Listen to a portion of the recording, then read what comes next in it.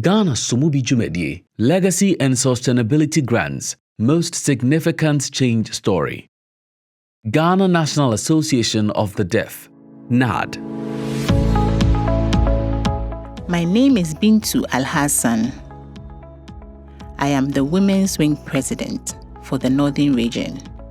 I live in the Northern Region of Ghana. I am 40 years of age. Bintu Al-Hassan, GNAD Northern Regional Women's Wing President, signing. I work at Nanklaka, where I have a shop as a seamstress. I also braid hair and trade in used shoes.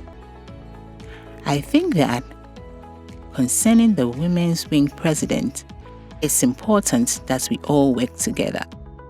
My name is Teneeh. I come from the Upper West region in a town called Mangu. Teneeh, GNAD Upper West Women's Wing President, signing. I am the Women's Wing President of Upper West.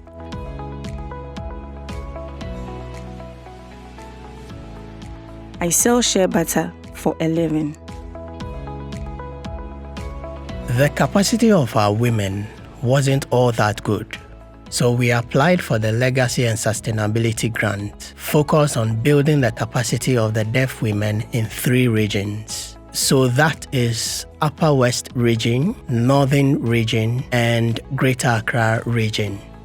Juventus Dorina, Executive Director, GNAD Headquarters, signing. The first thing that we did was to review our gender policy. That is 2022 to 2025, to give us the opportunity to emphasize a lot on gender equality.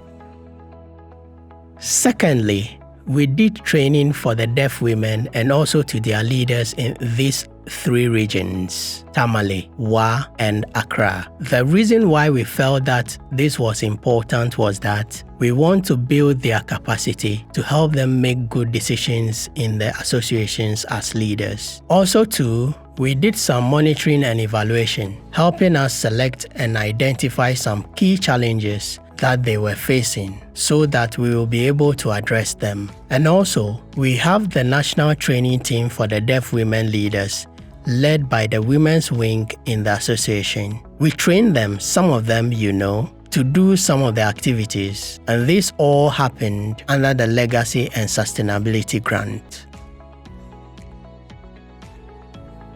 For deaf women and deaf men coming together, it's great, but there are some challenges. This is because a lot of the men have the opportunity to attain education, higher education than the deaf women.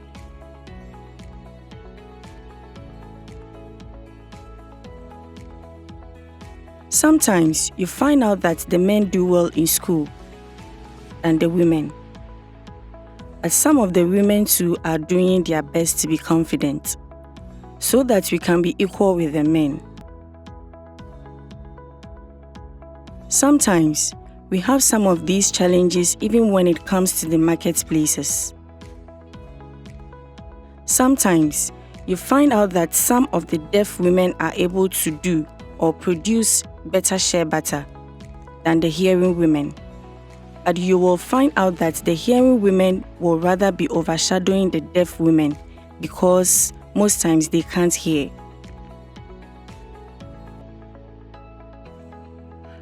Honestly, men and women should work together.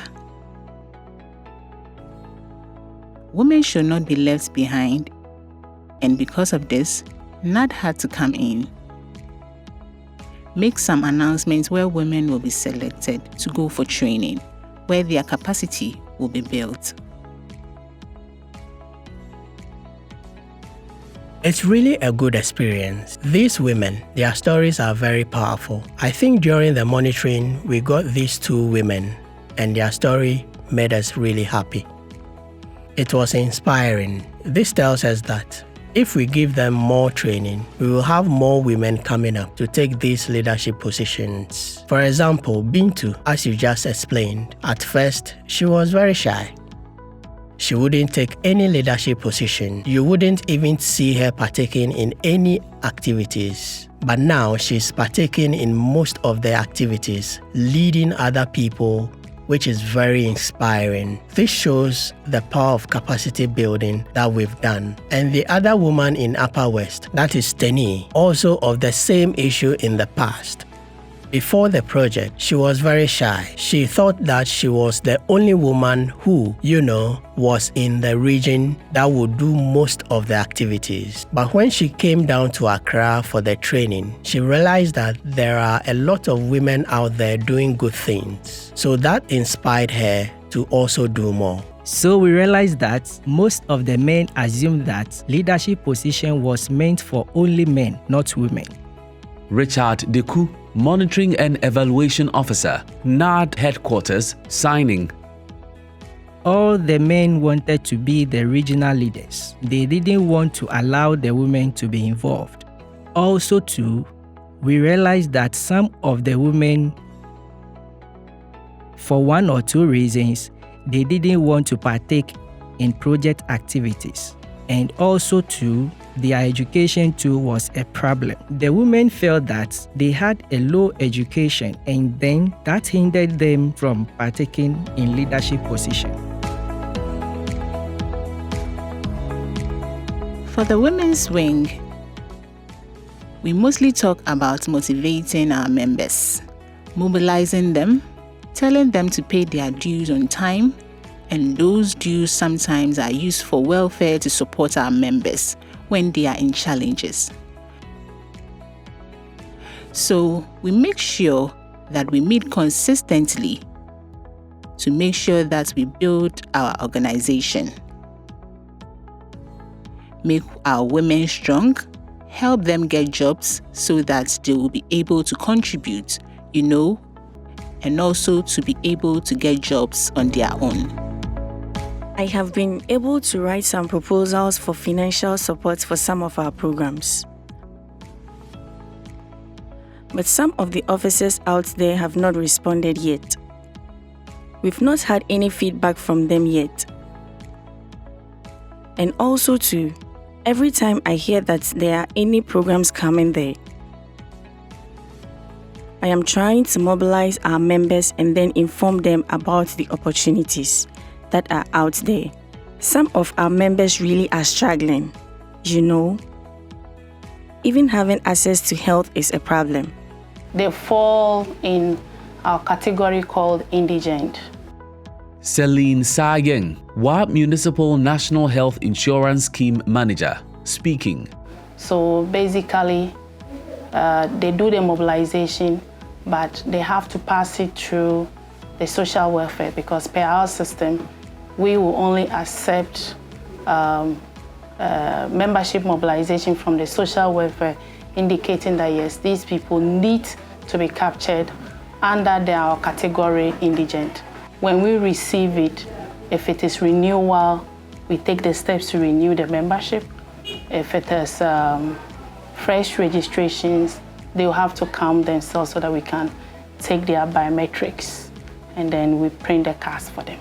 Mostly in Ghana, when we go for most of our workshops, our women workshops, most of our deaf women, mostly they are left behind because of communication challenges. Ibrahim Bapio Sumani, former NAD Northern Regional President, signing. So when she was able to partake in most of these programs, she comes back, she gives us some of the feedback, and it was good.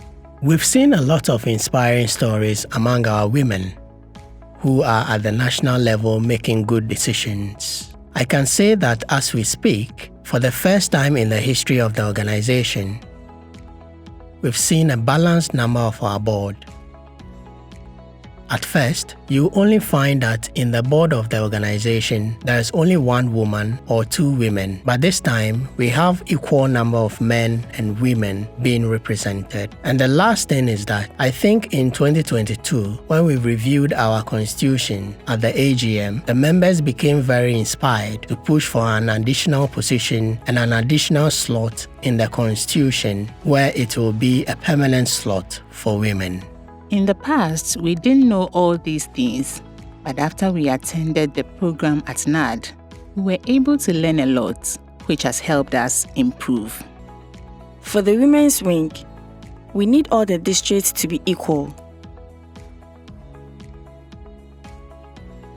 Because in some situations, some of them were able to travel, others were not because of financial challenges. For women empowerment, the sustainability plan and all that we've benefited, all the activities, all the capacity training, and all that has actually benefited us. And we know that it's going to be sustained because some of the changes that has been done, we believe that with these changes, it has become part of our organizational structure. So even though Ghana Somubi is no more, we are still going to enforce the benefits that we've had.